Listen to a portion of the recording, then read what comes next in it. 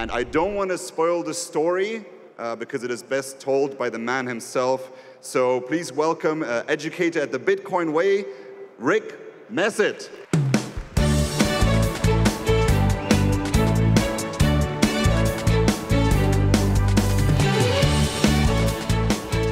Good morning, Bitcoiners. It is such a pleasure to be stood here with you today. If you're anything like me, you love spending time with other Bitcoiners. All the energy, all the excitement, and the optimism, it's really infectious, right? So I think it's probably fair to say that we're all having a really good time, yes? Excellent. But in that case, I'm going to start this talk with a bit of an apology. You see, I'm not here to tell you another feel-good story. I'm here to tell you a scary story.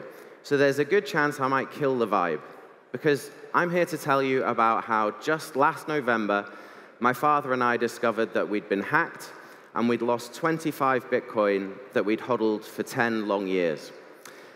Yeah, I thought that might kill the mood a little bit. But look, as oofs go, this one is absolutely off the charts. In fact, the oof is so large that Samson Mao has been referring to it as an omega oof. But look, jokes aside, right? The point is we lost a lot of Bitcoin very recently. But why am I here to tell you about it? Well, you'll be glad to know that I didn't come here to throw myself a little pity party, and I'm not about to start asking you for any donations or anything like that. See, what I'd love more than anything is to try and salvage something from the wreckage. Because this year's event is all about leveling up. So, if my harrowing experience can encourage others to improve their skills, improve their privacy, and improve their security, then it feels like it's worth sharing. So, where does our story begin? Well, 10 years ago, in 2014, my dad, a boomer, introduced me, a millennial, to Bitcoin, which is pretty unusual already, right? But perhaps not if you knew my dad. You see, my dad's been a software engineer for 50 years now. He cut his teeth on IBM System 360 assembler and worked his way through most of the major programming languages. Even today, at almost 70 years old, he's still building projects using Node.js and Docker, and he's even in the middle of building an app that runs on the Lightning Network. The point is, when it comes to computers, he's got some real techers. But that's not all. You see, my dad is totally based, and he thinks for himself. Long before Bitcoin even came along, when I was much younger, he would sit me down and explain that fractional reserve banking is a scam, and that the bank's ability to print money out of thin air is essentially a giant Ponzi scheme. So thanks to my Chad dad, we understood the problem of fiat money, and because of his technical background, we had a good chance of understanding Bitcoin. And to say that we became obsessed would be a total understatement. We would spend hours discussing it, telling everyone about it, and they all thought we were completely insane. But so began our 10-year journey into hodling Bitcoin. Now, hodling Bitcoin for 10 years is quite tricky, right? There's lots of price volatility and media FUD, and if you want to hold Bitcoin for that long, you are going to have to develop what we call diamond hands. Because the truth is, if you've got lettuce hands, you're going to have a really bad time. But look, I'm not going to pretend that we're geniuses or some sort of Nostradamus who could see the future, because the truth is that back in 2014, it was almost all signal, right, and no noise. The mother asshole of all shitcoins hadn't been launched yet. You didn't have prominent figures pumping dog coins and all these crazy shitcoins. There was no ICOs, no NFTs, and there were no Muppets dressed as wizards trying to sell you pictures of cats on the blockchain. So it was so much easier to stay focused on Bitcoin. And the other real benefit was that finding Bitcoin before the scams essentially immunized us against them. And can you imagine that, ladies and gentlemen? A vaccine that actually works. Incredible. But look, there was another advantage to discovering Bitcoin so early, which is it made us take self-custody straight away, because we were buying Bitcoin on an exchange called Mt. Gox, and the website looked really quite ropey, right? So everything looked and felt a little bit sketchy. And so we also had done the work to understand that Bitcoin gives you the promise of being your own bank, so we weren't going to use Mt. Gox's one. And that turned out to be one of the best decisions that we made. Because over the next 10 years, we watched as countless exchanges got hacked, blew up, or simply just ran off with user funds. And the point there is that if we'd ever used a custodian to hold our Bitcoin, we would have lost it even sooner than we did. So there we sat, hodling, being patient. No amount of media FUD or price volatility could shake us out. And as far as we were concerned, nobody could separate us from our Bitcoin. At least, so we thought. And so after 10 long years of avoiding all the scams and the blow-ups, we wanted to celebrate. So we went on a father and son adventure and a pilgrimage to El Salvador because we'd dreamed about what the world might look like on a Bitcoin standard. So the opportunity to see it in real life, we just had to take it. So off we went. We stopped off in Madrid and visited the central bank. Wanted to do a quick victory lap. And then on we went to the Adopting Bitcoin conference, where we saw some amazing speakers and people building amazing projects. And, of course, as you'd expect, we went down to Bitcoin Beach. And you can probably tell from the smiling faces that at this point, we're still blissfully unaware that actually our Bitcoin is already long gone. And that's where our fun little story takes quite a severe turn for the worse, right? So what happened? Well, having been at the conference and seeing all these projects, we got back to our Airbnb on the last night, fired up. And I mentioned that my dad is building a Bitcoin app. So we wanted to play with it. So he goes to try and fund some Lightning channels so we can do some testing. And what happened next is really surreal, almost as surreal as standing here in a kilt and telling you about it. But he went to his computer and he said just one word. And that word, I won't give you any prizes for guessing what it was. And I said, well, what's up? Because maybe he's stubbed his toe or his battery's died or something, right? And what he said next to me was, Rick, I've been hacked and all our Bitcoin is gone. And just like that, ladies and gents, our lives went through a very severe difficulty adjustment. Now, I'm going to warn you, I am going to lay it on a little bit thick about the consequences of getting this wrong, because I know you've all heard how important it is to keep your Bitcoin safe. But I also know there's not enough people who are taking this seriously enough. So, let me tell you a little sob story. This is the part of the talk where you can get out your little violins, right, and I'll explain what the impacts are. You see, I hadn't just lost my Bitcoin. I'd lost 10 years of my life.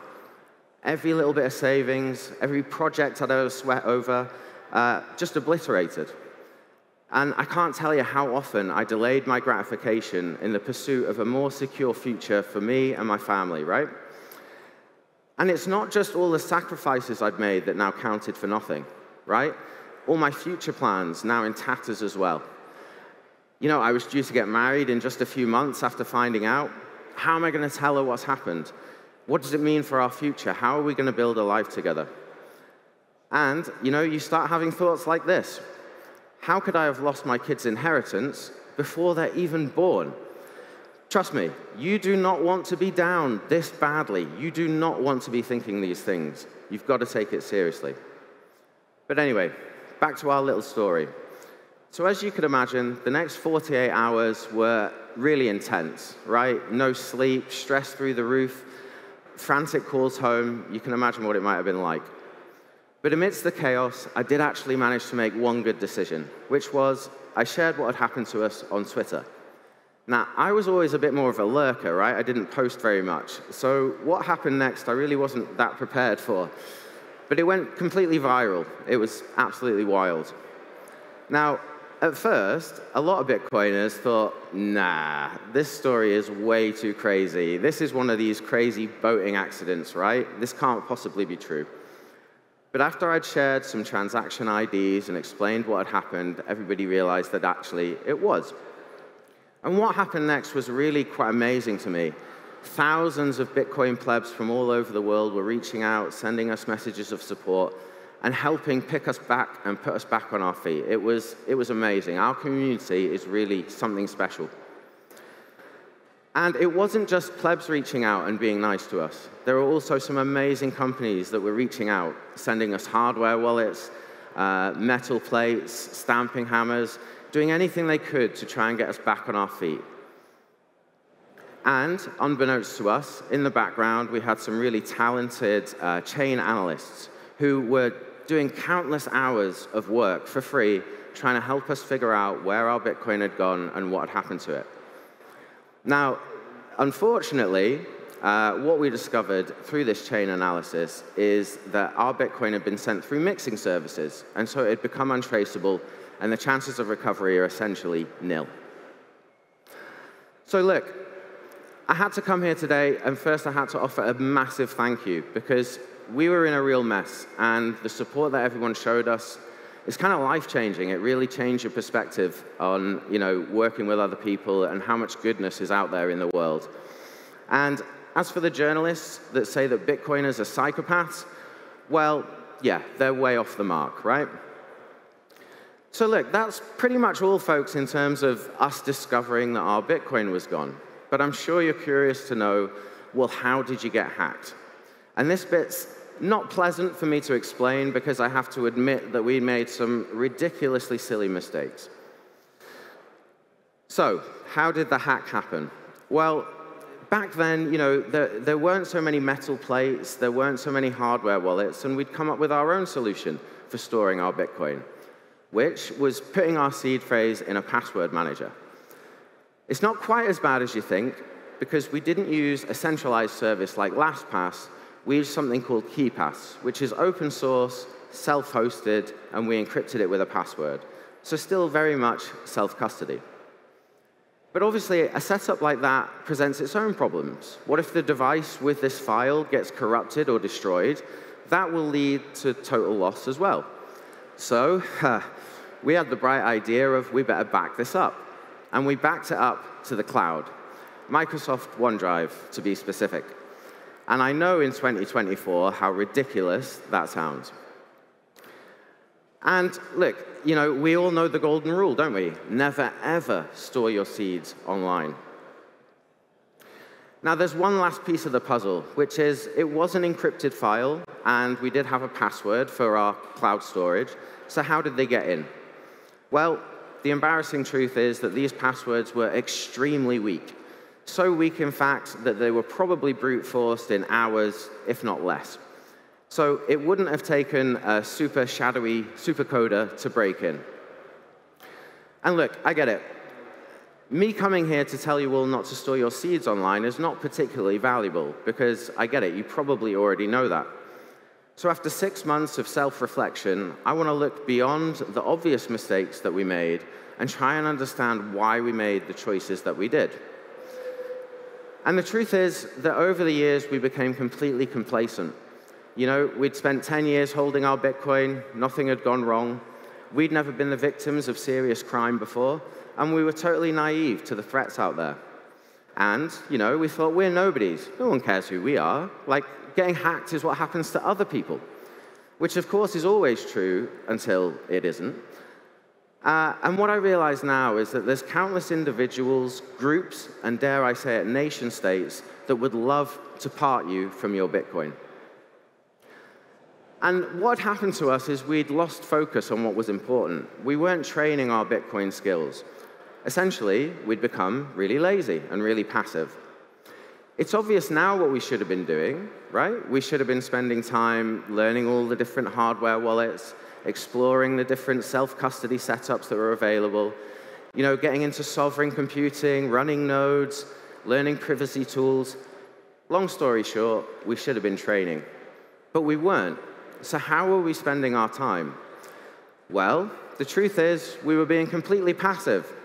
We were spending our time looking at green candles, sharing funny memes, and taking pot shots at central bankers, and totally fiat passive behavior, right? And of course, we were listening to the latest Bitcoin philosopher king on a podcast, rehashing another hot take from content that we'd probably heard 1,000 times over. But why were we doing this, right? And the truth that I've had to admit to myself is that, look, it's really, really fun to listen to podcasts that confirm everything that you already know to be true, right? Fiat money's a scam, and they are going to print it to oblivion, right? And yes, your government would love to introduce a CBDC and social credit system. But do you know what? Bitcoin does solve a lot of these problems. But what I want you to understand is that after a few years, you will start to realize that most of the content out there, you've probably already heard it before. It's just coming from a slightly new angle, right? And the problem with that is if you remain passive, then over time, the amount of knowledge that you're going to get is going to become more and more marginal. And what you should be doing instead is training, actively training, making transactions, setting up nodes, getting comfortable with all this new tech. Because you will get much more knowledge much more quickly. You'll become more secure, more competent, and better prepared for the future. So please, don't make the mistakes we did and don't become passive. And I want to give you an example of just how easy it is to fall into this trap.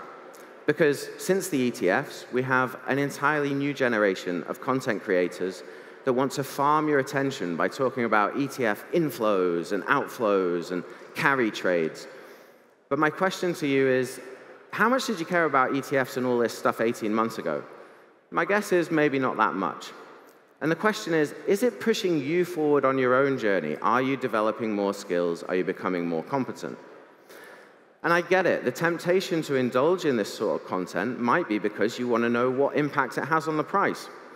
Well, there's one thing I did pick up over the last 10 years, and I can probably save you some time.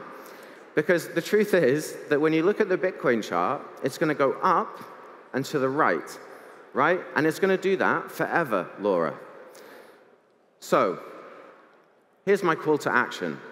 I want you to not be passive. I want you to start actively training, and I want you to become ungovernable. So look, starting off with a hardware wallet and a metal plate is a really good start, certainly better than our setup. But I want to encourage you to go so much further. I want you to look at setting up and running your own full node. Because if you don't, then whenever you send a transaction, you reveal your XPub to some third party, and they can see things like how much Bitcoin you've got, how many addresses you've created, even your IP address.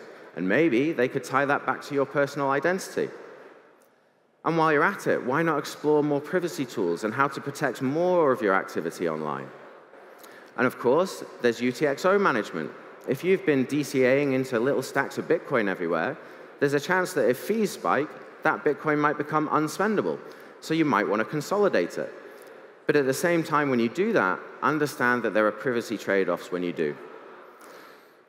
You could also look into understanding how to acquire non-KYC Bitcoin, right? Because it's maybe not a good idea to leave a paper trail of exactly how big your stack of Bitcoin is.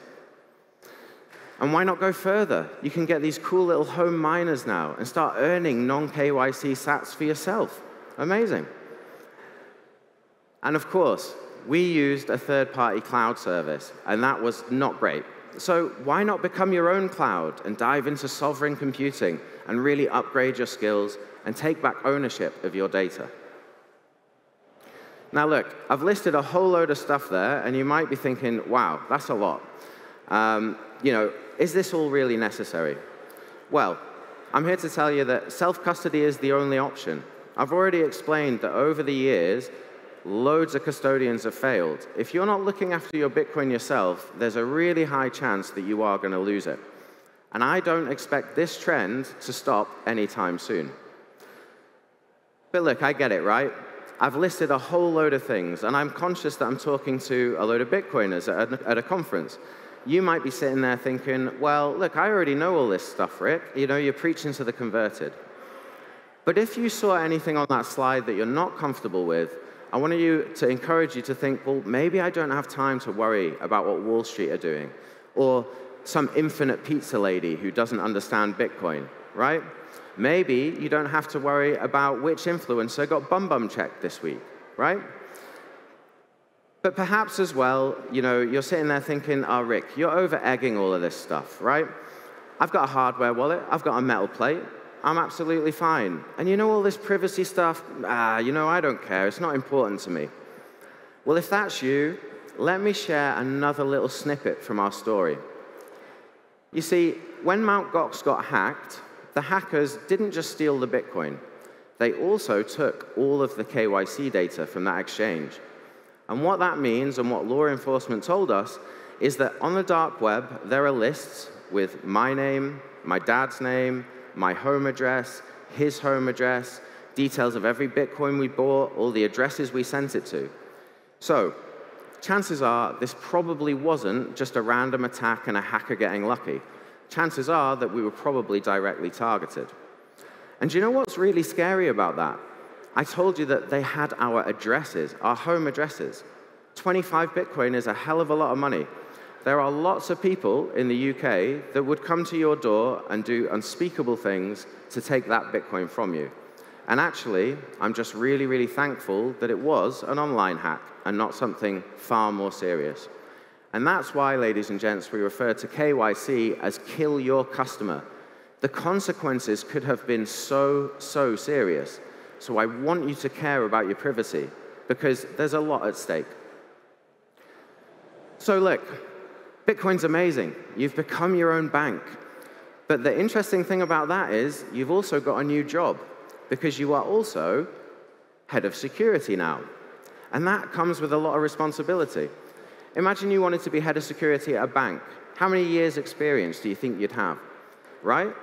Now, okay, spend a few $100s on a hardware wallet and a metal plate, but do you really think that's going far enough to be your own bank and take this as seriously as you should? Perhaps not. So look, I've got a lot of learning to do myself. I need to correct my mistakes and learn all the things that I should have been learning before. And thankfully, I now get to work with the Bitcoin Way, who are cybersecurity experts and are helping me on my journey and can also help you on yours. So, I want you to join me and commit this year to improve your practical skills, improve your privacy, and by virtue of that, I want you to improve your security. I really, really don't want you to suffer the same experience we had, because it's pretty brutal. Now look, I've actually got to come clean with you a little bit here, because I said I wasn't going to ask for any donations. And that was a little white lie, because I am. But the donations are not for me. You see, part of my story was that our funds, when they were stolen, were mixed, meaning they became untraceable and we couldn't find out where they'd gone. So you might expect me to stand here and be against mixing services and privacy, right? But no, because that's completely illogical. The best example I could give you is imagine someone showed up to my house and stole my TV and my couch, and they made off in a transit van. I could hardly go to the Ford Motor Company and say, well, look, you've got to stop making these transit vans, guys, right? People are using them for crime. That's totally illogical. And look, privacy is not a crime, right? But the government would love to track every little minute detail of your entire existence. They are not fans of you having your privacy. But what you should learn from my story is the fact that our privacy was violated and shared put us at real risk. Now, the governments aren't fans. So to this end, you might have heard that recently they've arrested a couple of the Samurai devs who were building some of the most important mixing services available, right? And now these people who have been on the front line fighting for your freedom and your right to privacy are now at real risk of losing their own. So, if I could encourage you to go to p2prights.org/donate and help donate to their defense fund. Because, look, you know one thing from our story? I told you that chain analysts were helping us figure out what had happened to our Bitcoin. Well, guess what? People from the Samurai team were helping us. These are good people, and they deserve our support. I'll tell you something interesting. I got a really weird message last night from a non-Bitcoiner who said, look, if when you mention this today in your talk, Rick, if we can track that there were 2,100 euros of donations because of this presentation, that one of these anons will actually match that donation. So if you can afford it, please support these guys. And all that leaves me to say is a really big thank you. Well, thank you for coming to my therapy session. I appreciate it. And look, A couple of thoughts I want to leave you with, right? An experience like this could maybe be enough to put you off Bitcoin altogether. You think, oh my God, it's too scary. But I was all in. I got completely wiped out. So I have to rebuild my life from scratch. But I'm not leaving Bitcoin because the British pound, right, has lost 33% of its purchasing power in the last 3 years. So I cannot build my future on a fiat standard. So I'm going to be sticking around. I'm going to be working on my skills. And I really hope that you come with me on that journey and you go so much further than just a hardware wallet and steel plates. Like, get real stuck into this, guys. And now, look, I know I've shared with you a really brutal story today. So I did want to finish on a high note, which is that I'm lucky enough tomorrow to be going on my honeymoon because despite losing all my Bitcoin, she still said yes. Hey, happy days. So thank you so much, guys. If any of this has kind of worried you a bit, like maybe you're a plumber or an electrician or a carpenter, right? Some of this sounds like completely too difficult, right? Like, what do you mean run a node and all this stuff? Well, I'm here to tell you that you can learn it. And if you feel uncomfortable, I'm now working with the guys at the Bitcoin Way. I won't be the one training you because I don't have the skills, so don't worry. But they have 30 years plus of cybersecurity experience, and they will train you to make sure that in a very short amount of time, you will end up with the skills that make sure that you don't go through this experience. The best investment you can make is Bitcoin. The second best investment, because there is a second best, is investing in learning and investing in education and making sure you keep hold of that Bitcoin. So, thanks very much. If there's any questions, fire away. Thank you.